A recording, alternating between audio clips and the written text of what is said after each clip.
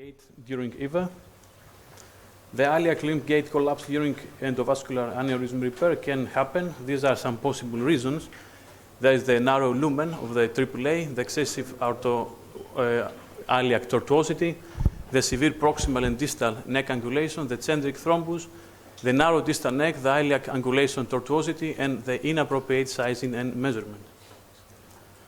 This is our patient. We had a 79-year-old male patient who presented to our department with a AAA of 5.5 centimeters. From his medical history, he had a history of heart failure and chronic obstructive pulmonary disease. And for this reason, we decided to treat him with endovascular method. This is the morphology of the AAA. You can see here. We can see here the diameter of the external iliac artery, the right one and the left one. We can see here 13 millimeters below the inferior renal artery, which in our case is the left one. We can see excessive thrombus. The thrombus is greater than 50% of the perimeter and has an irregular and eccentric shape. We can see 80 millimeters below the inferior renal artery. You can see here that the lumen is asymmetrical. We have a larger diameter of 25.2 millimeters and a narrow diameter, a more narrow of 18.3 millimeters. And you have the native bifurcation. You can see here the values. What kind of endograph would you choose? These are some reasons for concern. There was too much neck thrombus in the AAA. The iliac vessels were narrow, and we had a narrow bifurcation. I don't know which endograph would you choose. We chose the ovation endograft, mainly because of the first reason, too much neck thrombus, greater than 50% of the perimeter. That was excessive and eccentric. And this is the critical point. We have to have a precise orientation of the ovation stent graft in order to accommodate precisely to the largest diameter. You can see here this level, 80 millimeters below the inferior renal artery, in our case the left one. The limbs of the ovation open always there.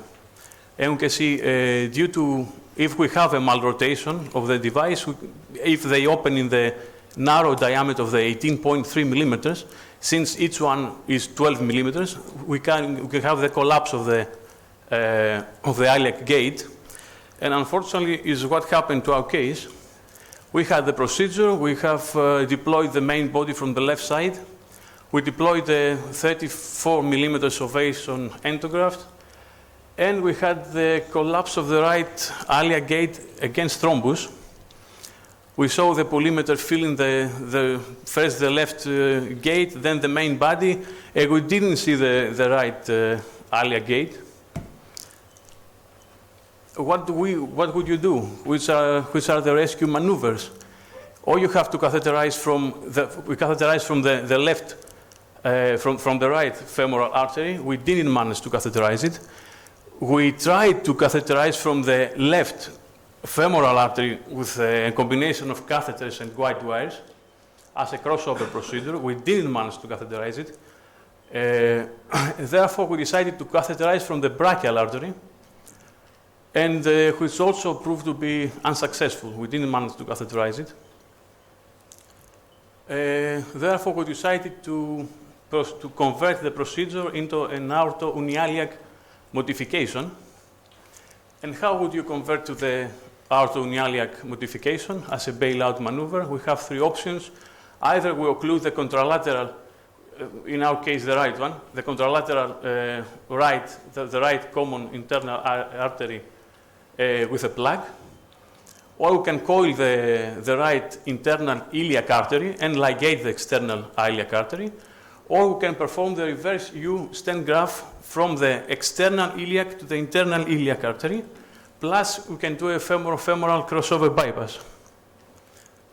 These are some options. So what we did in the operating theater, we placed the fluency stent graft here in the right position, a little bit oversized, that the diameter of the right common iliac artery was 11 millimeters, we put a fluency graph of 13.5 millimeters, extending in the transition zone between the right common to the right external iliac artery, occluding the orifice of the internal iliac artery.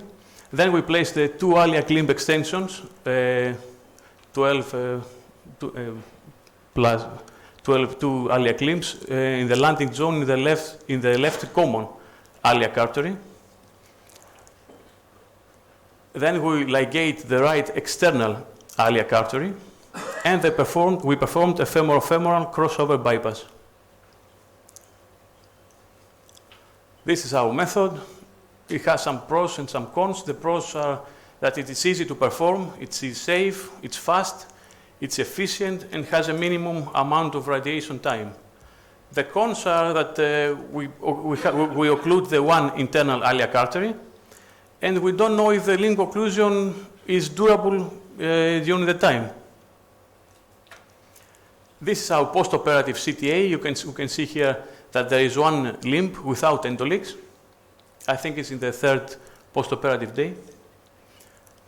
And these are our conclusions, that the malrotation and misorientation of the ovation device in a narrow lumen can lead to collapse of the iliac gate, necessitating the Artoni iliac configuration.